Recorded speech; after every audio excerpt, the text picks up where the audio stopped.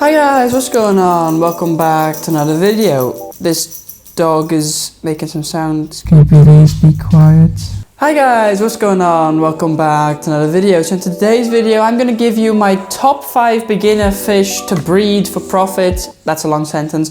But anyway, yeah, we're gonna talk all about those top 5 fish. So yeah, I thought I'd just give you guys, 5 fish that are easy to breed and are also a good fish to, breed for profit. Mainly to breed for profit. Some are not as easy as others. But yeah, I'm just gonna give you 5 fish that in my experience have sold the best, have done the well, are somewhat the easiest, but not totally. I don't know how to explain. But anyway, number 1 on the list is not like in a particular order or anything. I'm just doing whatever I want. But on number 1 on the list is the angelfish. You can see them behind here in the tank. Here's one, there's one, here a few. These fish are really easy to breed actually, and I'm going to tell you how you breed them really short. I also have videos and I'll link those up here on how to breed them. However, basically you just want to get a group of like 6 juveniles, put them in a tank, grow them out, and then eventually once they are like adult size, which is like there, they'll start forming some pairs, and those pairs will, pair off, go to a corner of the tank, start laying eggs, and well, that's the whole process. From then on, what you can do is just separate From then on, you can just separate the pair out into a separate tank, and then yeah, you can just breed them like that. They basically lay eggs, those eggs hatch into wigglers, then those wigglers develop into free swimmers, and those free swimmers just grow up to be big angelfish. And they're pretty good to sell as well, they're pretty popular, and around here, well, they don't sell for the most, but they're alright to sell, and yeah, maybe in your local area you can sell them for more or less, I don't know, whatever, but yeah, a great fish to start breeding with. Alright, so the next fish we're going to talk about, so that's fish number 2, is going to be actually the discus. These guys are, well, they're beautiful fish, you can see them here. I've got my pair here, next to them are some babies, and there are even more babies. But they are very cool, fish to actually breed, and because they have a really special breeding pattern, and I'm going to explain to you how to do that.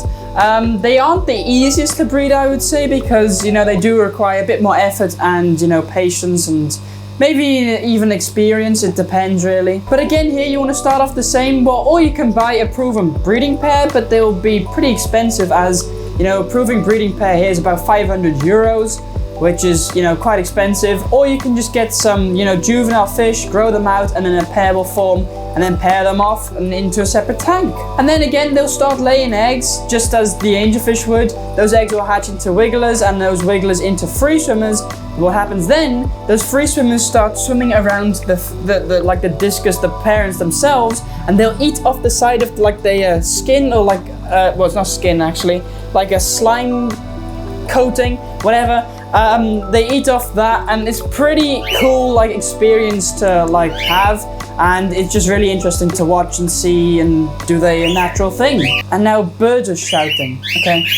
And there's only 3 freshwater fish in the world that do that. It's the discus, I'm pretty sure the waru, and oh, I forgot what the last fish was. But these fish actually have some eggs at the moment. I don't know if you can see them, but they're in there, they've got some eggs. One thing you want to make sure with these, they do like a really low TDS to hatch the eggs, and like a lower pH, because they're from the Amazon in South America. Same with the angelfish really, but angelfish are a bit more easier to hatch, I would say, than discus. But once you've got them going, and you can see I've got some babies over there getting pretty big, and those you can sell for a pretty high price, so that's why they're in the list of the best fish to breed for profit. Anyway, let's move on to the next fish. Alright, so for the next fish we've got to be down here. I don't know if you actually can see them, probably not. They are in the tank here. It's the bristlenose pleco, so that's the 3rd fish. And these guys are just so easy to breed, like anyone can breed them.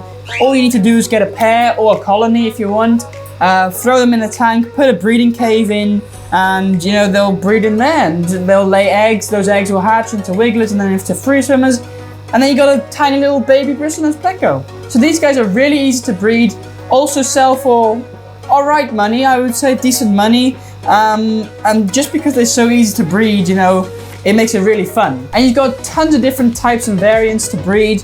I would definitely, you know, get maybe some albinos or whatever, as they also will catch a higher price. But yeah, overall, a really great fish to breed. All right, so on number 4 of the list is not actually one fish, it's multiple fish. I've just grouped them together, which are Livebearers, because I think, you know, they are all pretty alright to breed for profit. I've got some black mollies here and also some endless mixed in. They're doing pretty well. I've got a ton of babies here in the thing, in like the thing box, whatever you want to call it.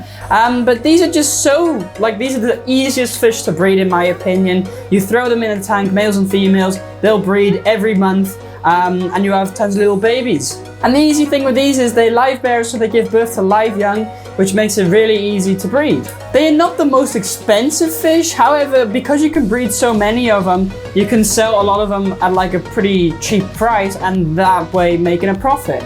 But I think, yeah, they just, you know, standard you can have. You can have them in any tank really. You could, I guess you could have them with angelfish if you really wanted to, but you could also just have them with like bristlenose plecos. And also the next one that I'm gonna mention on my list, but I'll tell you that in a minute. But they would be a great combination of those.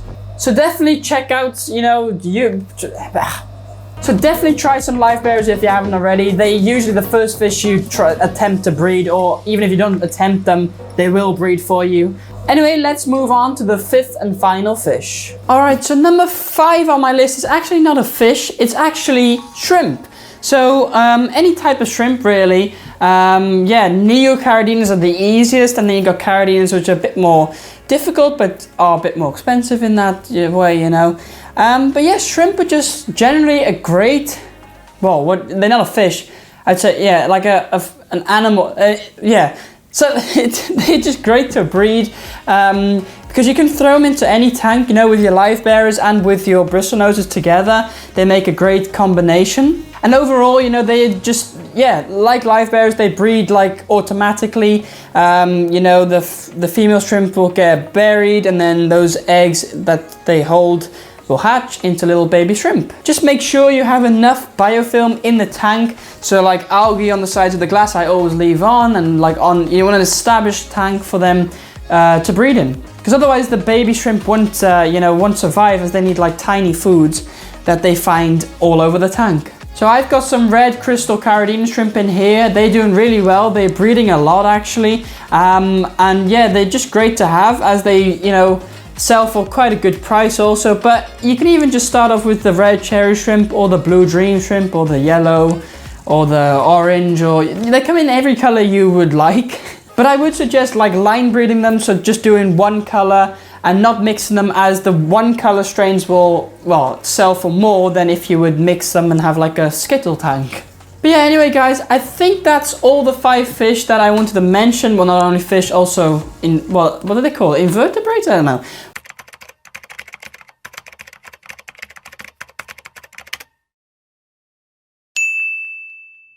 But that was my list. I hope you guys enjoyed and, you know, found it informative in some way, shape or form. If you did, don't forget to like and subscribe, and I'll see you guys next time.